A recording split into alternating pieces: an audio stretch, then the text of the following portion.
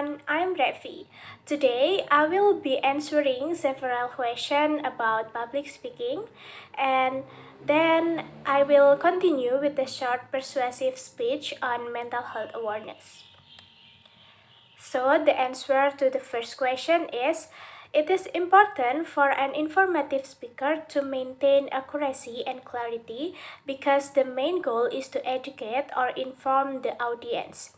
Accurate information builds credibility and trust, while clarity ensures that the audience can easily understand complex ideas. If facts are incorrect or explanation confusing, the audience may become misinformed or disengaged, reducing the speech effectiveness. And the second, audience engagement techniques like rhetorical questions and stories make an informative speech more interesting and relatable.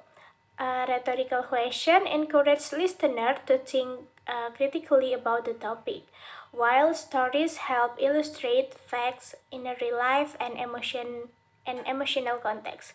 This technique helps maintain attention, improve information retention, and create a stronger connection between the speaker and the audience. The third, when we compare informative and persuasive speeches, their purpose are different.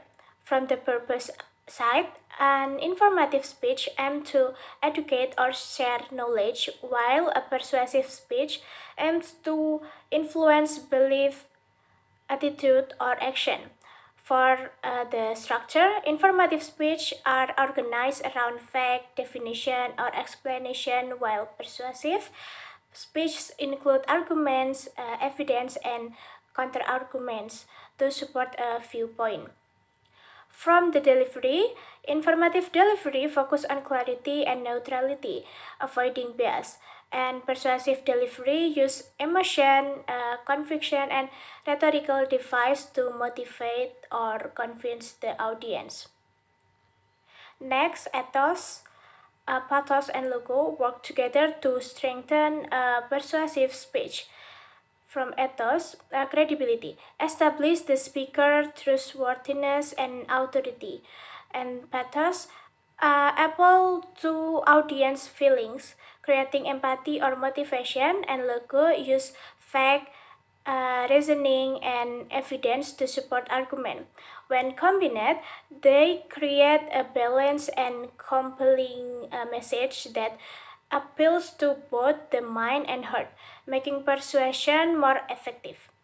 And lastly, the closing of a ceremonial speech is often the most memorable part because it leaves the audience with a lasting impression. It often contains emotional highlight, expression of gratitude, inspiration, or unity, and reinforce the theme or purpose of the event. Techniques such as quotation, repetition of key praise, emotional appeals, and call the reflection or action make the conclusion powerful and unforgettable. And now, let's move to persuasive speech. Good morning, everyone. Imagine a student sitting alone in their dorm room, overwhelmed by stress and deadline. They smile in class, but deep inside, they are struggling and no one knows. This isn't rare. Studies show that 1 in 5 university students experience mental health challenges such as anxiety or depression, yet many never seek help. That's why I believe unities should provide mandatory mental health counseling session for all students. First, mandatory counseling helps with early detection and prevention. Just like regular health checkup, this session can identify emotional struggles before they turn into serious problem. Second, it normalizes mental health care. When every student attend counseling, it removes the stigma and shows that mental health is just as important as physical health.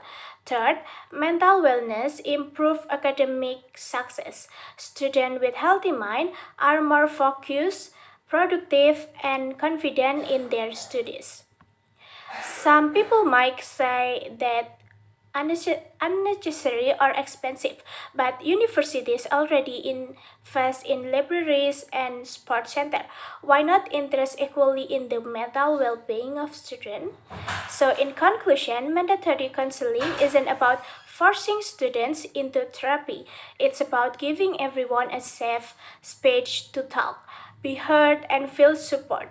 Let's make mental health a priority because a healthy mind builds a brighter future. Thank you.